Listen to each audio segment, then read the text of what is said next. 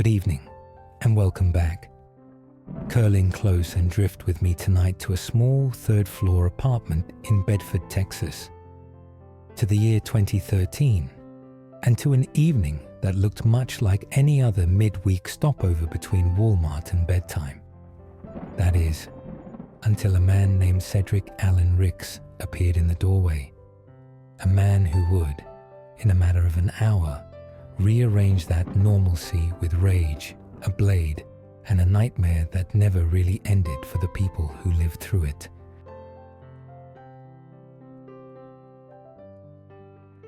Bedford sits in the stitched-together stretch of North Texas between Dallas and Fort Worth. A place of apartment complexes and strip malls, church signs and car lots, where life runs on commutes and school schedules and grocery lists. On Park Place Boulevard stands a complex called Colonial Village at Shore Creek. 3-story buildings, exterior stairways climbing up into the evening air, balconies dotted with folding chairs and potted plants. On the top floor of one of those buildings, behind a plain apartment door, lived 30-year-old Roxann Sanchez and her 3 boys. Marcus, 12, on the edge of adolescence, old enough to help carry groceries and to notice when the adults in the room are not okay. Then came 8-year-old Anthony Reyes Figueroa, still all elbows and questions, young enough to believe that being brave might be enough to save the day. Isaiah, an 8 or 9-month-old baby, the child she shared with her boyfriend, Cedric Allen Ricks. It's the kind of home where evenings are filled with cartoons and homework, bottles and baths, and the tired choreography of a single mother trying to keep everyone fed and moving forward. Nothing about that apartment suggested it would become the centerpiece of a Texas capital murder case. But that's exactly what happened.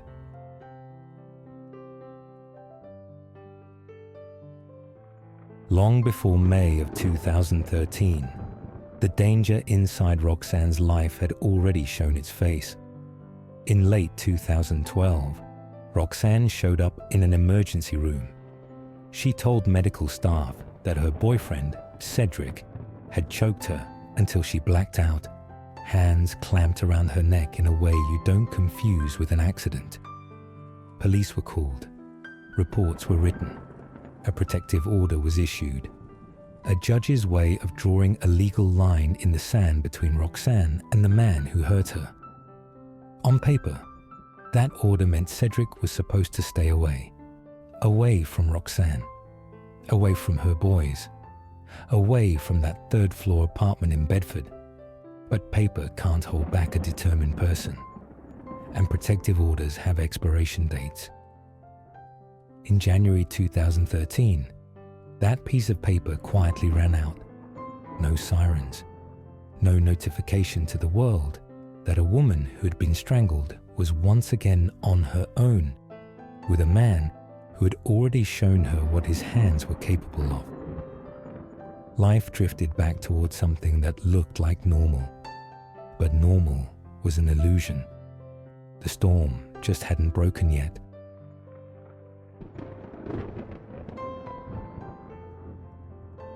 And then, it did. May 1st, 2013 started and ran like any other Wednesday might. Just one of those midweek days that need to be survived more than celebrated. For Roxann, that meant get the kids, get the groceries, get through the night. She loads Marcus and Anthony into the car. Baby Isaiah gets buckled into his seat, maybe fussing a little, maybe already drifting off under the hum of the engine. At Walmart, they're just another family under harsh fluorescent lights, pushing a cart down aisles of boxed dinners and cereal, negotiating over snacks, checking price tags, trying to stretch money that never quite stretches far enough. Rice, milk, meat, juice, diapers. These are the small pieces of survival that keep a household going. When everything's finally bagged and paid for, They push the cart back out into the parking lot, load the bags into the car, and point the nose toward Colonial Village. It's early evening now. The light is going soft and gold, casting long shadows across the parking lot. People are coming home from work, walking dogs, hauling laundry baskets upstairs. Roxann parks, steps out, and starts gathering plastic bags into her hands, handles cutting into her fingers, cold soda bottles pressed against her palms. Marcus and Anthony grab what they can. Someone lifts Isaiah, that familiar warm weight on a hip. They head toward the stairs leading up to the third floor. From the outside, it is a picture of midweek normalcy. A tired mom and her kids coming home from Walmart to put away groceries and glide toward bedtime. But at the top of those stairs, near that apartment door, Cedric Allen Ricks is waiting, and he's not delighted to see her arriving home so late.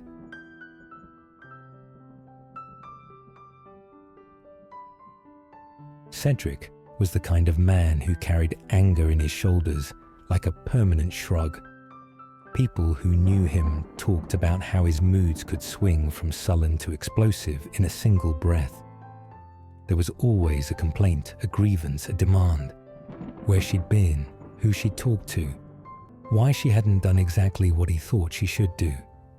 With women, the pattern was almost a script. Charm on the front end, control in the middle, and violence when they pushed back.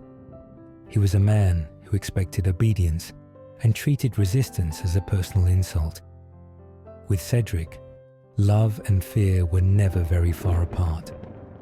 Roxy gathers the baby and a few grocery bags as the boys collect what they can carry, and the small family walks toward the stairs that should lead them to the safety of their abode. Supper, homework, baths, and bed. That's all she's thinking about. But the storm at the top of the stairs is not moving on. It is growing stronger. If you've ever walked past a serious argument in progress, you know you can feel it before you hear the words. The air gets tight. Bodies lean in or pull away. It's like static before a lightning strike. That's the kind of energy neighbors later described. Cedric and Roxann on or near the stairs, his voice raised, hers strained, groceries still in hand, kids hovering close. Cedric was angry, again, or still. With men like him, it's always hard to say. What was certain was this: Roxann was outnumbered. 2 hands, 3 kids, and a man in her path. She has been here before. The boys have seen this show. Eventually, the front door opens.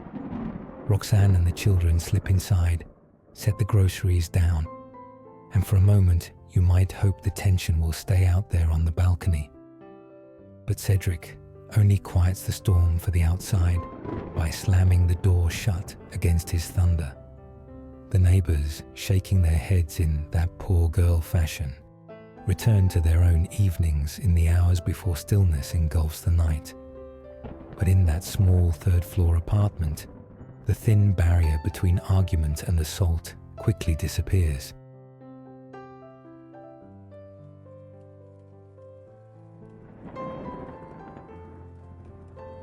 Inside, the living room is cluttered with life. A couch, a TV, a scattering of toys, Walmart bags sweating condensation onto the carpet. Cedric's voice doesn't drop just because the walls get closer. If anything, the volume climbs. Roxann pushes the boys toward the kitchen, toward counters where groceries should be unloaded and pasta should be boiled. But the gravity of Cedric's rage pulls everything back into the center of the room. He steps in front of her. Words turn sharp. Accusations, complaints, the same tired script of control disguised as concern. When insults no longer do the job, he reaches for the tool he's used before. His hands. In a moment that has played out in too many homes long before it ever makes it into court files, Cedric throws Roxann to the floor. Her back hits the carpet. The breath rushes out of her. His hands go to her throat. He begins to choke her, fingers digging in, cutting off her air, pressing down until the edges of her vision go fuzzy, and the sounds in the room turn distant and strange. This isn't new to her. She's felt this once already. Back in 2012, in the emergency room, with paperwork and a protective order to show for it. But tonight, there is no nurse, no officer, no judge. There is only a mother on the floor and the 3 sons who have just watched their world get knocked down. Marcus and Anthony move. They don't discuss it. They don't plan it. They just step between the only world they know and the man who is trying to take it away. 2 boys, 12 and 8, pulling at Cedric's arms, hitting, yelling, doing anything to make him let go. For a heartbeat, the scene is a knot of limbs and desperation. Roxann gagging, the boys shouting, Cedric snarling, and then something in him slides from attack to annihilation. He lets go of her throat, not to stop, to escalate. He stands up, turns his back on all of them, and walks toward the kitchen. Drawers rattle, metal clinks. The storm has found its blade. Cedric comes back into the living room with a kitchen knife in his hand. The boys see it first. Kids notice weapons faster than grown-ups want to admit. Roxann is still on the floor, trying to catch her breath, eyes wide, lungs burning. He doesn't hesitate. He attacks Roxann. The knife comes down once, twice, again and again. A brutal punctuation to years of control and threats. In the span of a few seconds, that small living room shifts from scene of a fight to a killing ground. Marcus and Anthony do what they did the first time. They jump on him again. They grab at his arm, claw at his shoulders, try to pull him off their mother even as the knife rises and falls. Cedric turns the blade blindly, slashing backward, catching small arms and hands, cutting at whatever part of them gets too close. In the chaos, blood becomes a smear. Roxann's, Anthony's, and now flecks of Marcus's, where the knife has licked across skin. Then Cedric's focus narrows. He shifts from swatting at both boys to locking in on one of them. Anthony, 8 years old, all knees and sneakers and half-finished homework. To Cedric, he is a threat simply because he dared to defend his mother. He drags his attention and the knife fully onto the smaller boy. The blade finds Anthony over and over, slashing, stabbing, digging into arms and chest and face, until medical examiners will one day count more than 40 wounds carved into a body that should have been worrying about recess and math tests, not survival. For Anthony, the world shrinks to pain and confusion and the horrible realization that the person doing this is someone who was allowed through the front door. Marcus sees it all, his brother in front of him, his mother on the floor, Cedric's arm rising and falling in a rhythm that feels like the end of everything. And somewhere inside him, something old and primal overrides the instinct to keep fighting and whispers a different command. Run. When Cedric's full attention locks onto Anthony, Marcus takes his chance. He pulls away from the tangle, from the knife, from the screams, from the sight of his brother being cut down, and he runs. Marcus bolts down the hallway, past the bathroom, past the bedrooms, into his own room, where posters stare down from the walls as if this were any other night. He dives into the closet, pulls the door shut, and curls himself into the dark between hanging clothes and shoeboxes. His heart is pounding so hard it feels like it might rattle the door, but his hands still work, and in his hands is a cell phone. Somewhere in his muscle memory, the number for help is burned in. He dials 911. Try to picture it. A 12-year-old boy in a dark closet, breathing hard, trying to whisper into a phone while he knows that the man who just killed his brother is somewhere in the apartment. He gets through. He starts to talk, but footsteps in the hallway slam an end to that small bit of rescue before it can fully form. Heavy steps, coming fast. The closet door rips open. Cedric stands there, knife in hand, breathing hard, eyes on the boy who has just tried to wake the outside world. Marcus drops the phone. He reaches for the only thing that seems to matter in that moment, the knife itself. His hands close around the blade, and it bites back. Deep slices opening across his palms, skin peeling, blood spilling down his wrists. He tries to pull it away, but he is 12 and Cedric is grown. And brute force does what brute force always does. Marcus tears himself free and sprints back into the hallway, but he doesn't get far. Cedric catches him, throws him to the floor near the bodies of his mother and brother, and the stabbing begins again. Head, neck, back, chest, hands, face. The knife marks him over and over until later someone will count around 25 wounds on the boy who dared to fight and flee and call for help. At first, every impact is a separate agony, but the body has limits, and so does consciousness. The edges of the room blur. Sounds start to stretch, like voices underwater. And then Marcus hears it, a sound that cuts through everything else. A gurgling noise. He's heard it once already tonight, coming from his little brother as Anthony lay dying. It is a horrible sound, the sound of lungs filling with blood, of air trying to force its way past liquid. To Cedric, that sound meant one thing: done. Marcus realizes that with a clarity that should not belong to a child. He makes a choice that might be the only reason we know this story as fully as we do. He goes limp. He stops fighting. He lets his body fall slack on the blood-soaked floor, and he imitates the sound, that same rattling, choking gurgle that his brother made as he died. He becomes, as best he can, what Cedric believes a dying boy sounds like. And Cedric, hearing that terrible echo, believes him. He stops. He walks away. For the rest of his life, Marcus will carry the knowledge that he survived by pretending to die. In the quiet that follows, Cedric does not run screaming out the door. He does something in some ways even more chilling. He calms down.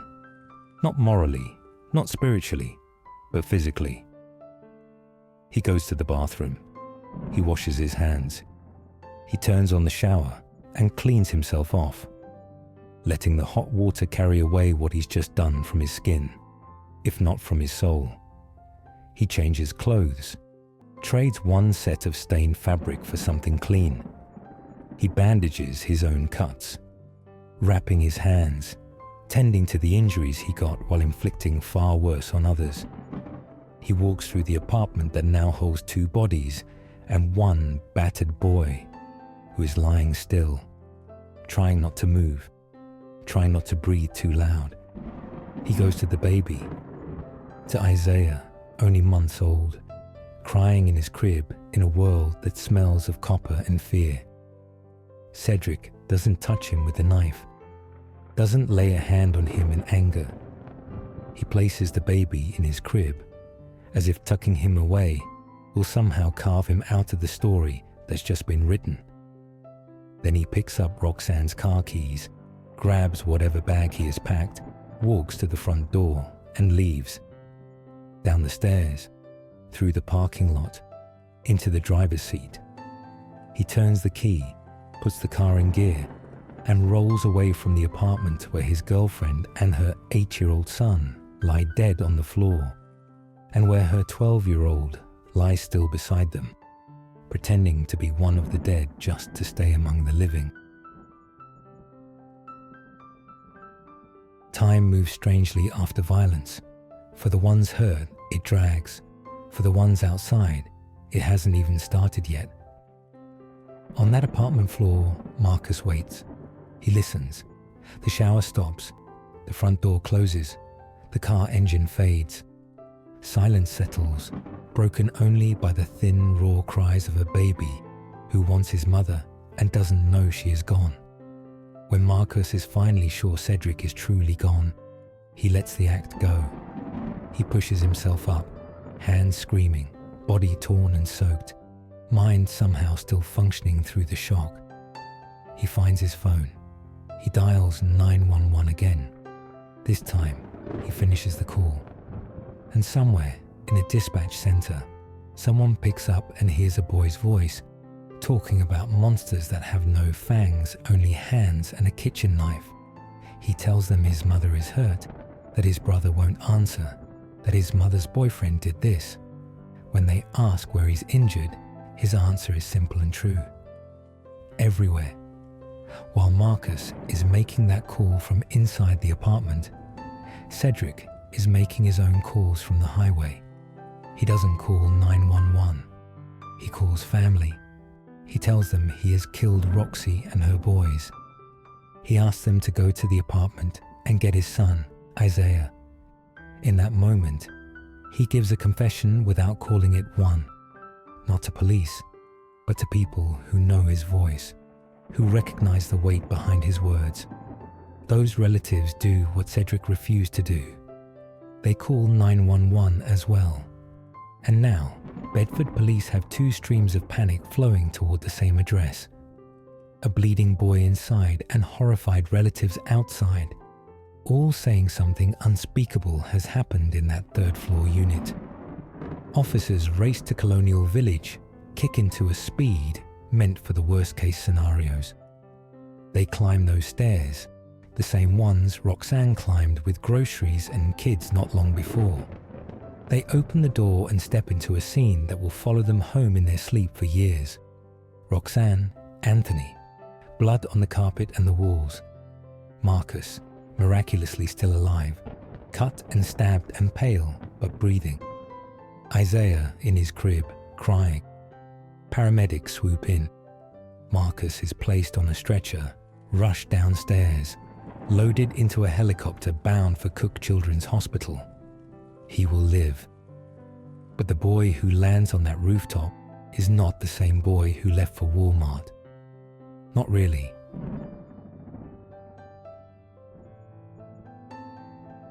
Out on the highway, Cedric drives north. But this isn't 1973. You don't disappear quite so easily. Police track his cell phone. They know the car he's driving, Roxann's. Information races ahead of him up the interstate. Around 11 p.m., about 70 miles into Oklahoma, troopers spot the car. Lights flare in the rearview mirror. The vehicle slows, tires crunching gravel on the shoulder. The man who turned a third-floor apartment into a slaughterhouse is taken into custody on the side of a highway under the same stars everyone else sees when they step outside to smoke or pray. He's taken to a county jail, booked in, placed in a cell. When other inmates learn why he's there, what he did, who he did it to, they give their own brutal commentary on his alleged crimes. He'd once used his hands to terrorize women. Now other men use their fists to remind him that even in jail, there are lines you don't cross without consequence. At first, Cedric talks about fighting extradition, staying in Oklahoma, buying time, playing legal games. But by the next day, he stands before a judge and waives it. He will go back to Texas, back to Tarrant County, back to face what he left on the living room floor of a tired mother's third-floor apartment in Bedford. The courtroom chapters of this story could be an episode all their own. Marcus taking the stand, voices from Cedric's past describing years of violence, jurors staring at autopsy photos and trying not to look away. But when you strip it down, the outcome is simple. A Tarrant County jury listens to the evidence.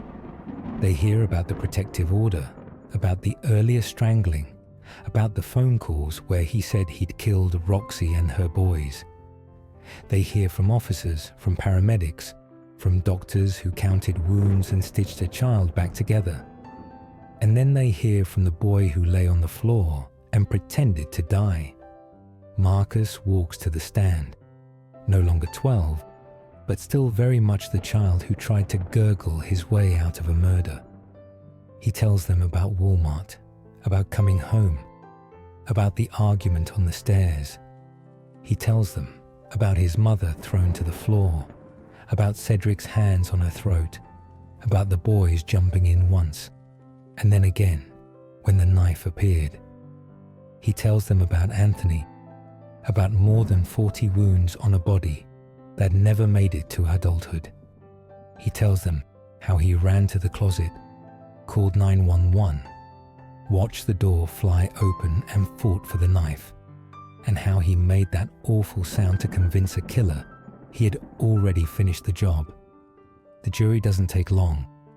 They convict Cedric Allen Ricks of capital murder for killing Roxann and 8-year-old Anthony in a single bloody episode. Then, in the punishment phase, they hear about the rest. The ex-wife strangled outside a police station, the knife plunged into the ground around another woman's head, the newborn he looked at and wished dead. They decide that a man who can turn home into a slaughterhouse in front of children does not get to grow old behind bars. In May 2014, they sentenced Cedric Allen Ricks to death. And so we circle back to where we began, here by the fire. Somewhere tonight, as this story rustles through your headphones or speakers, Cedric sits in the cell on Texas death row, the Polanski unit his world, the memory of that Bedford apartment never far from anyone who reads his file. He has appealed, he has lost, he has asked higher courts for mercy and been turned away. Now he lives under an execution date, March 11th, 2026, marked in ink on paperwork and calendars, a day circled not in red but in protocol. Every morning he wakes up, he is one sunrise closer to the Huntsville unit, to a final walk down a short hallway into a room where the state of Texas plans to end the story he began on that midweek night between Walmart and bedtime. Time for him is no longer abstract. It is a clock with most of its numbers already gone, a narrow slice of future shrinking with every tick. For Marcus, time looks different. It's the scar tissue on his hands where he grabbed the knife, the lines on his body where the blade found him, the way certain sounds and certain nights can still pull him back to the moment he realized he'd have to pretend to die in order to live. For Isaiah, time is filled with stories he did not ask for. About a mother he will never remember, a brother he will never meet, and a father whose name is whispered in the same breath as words like death row and execution date. For all of them, May 1st, 2013 never really ended. It just keeps echoing, in courtrooms, in news articles, in the quiet spaces where grief and anger settle in for the long haul. And now, in this moment, here by the fire, it echoes with us too. Because this is what happens when warnings are not enough, when hands around a throat are answered with paper instead of a permanent wall, when a man like Cedric is allowed back inside a small third-floor apartment in Bedford, Texas. A normal Wednesday night turns into a story the law will be telling all the way up to a death chamber door. Until that day comes, Cedric Allen Ricks sits in his cell and waits for judges, waits for lawyers, waits to see if anyone, anywhere, will change what's written at the end of his story. But the truest thing he waits on is the one thing no human hand can stop, the slow, relentless ticking of the clock that is walking him toward Huntsville, toward the room where lights hum cold and straps wait on a steel-framed bed, toward the moment when the state of Texas takes custody of the last breath in the body of the man who once stood at the top of a staircase in Bedford, Texas, and decided that a mother and her child did not get to see another ordinary night between Walmart and bedtime.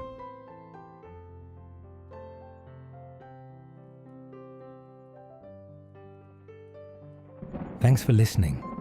This has been Fireside Crime Stories, where the darkest tales are always read by firelight. If you haven't already, subscribe. And before you go, toss a little fuel on the fire. Hit that like button, ring that bell, so you'll be the first to know when another fire's burning and another story's being told. Until next time, rest well.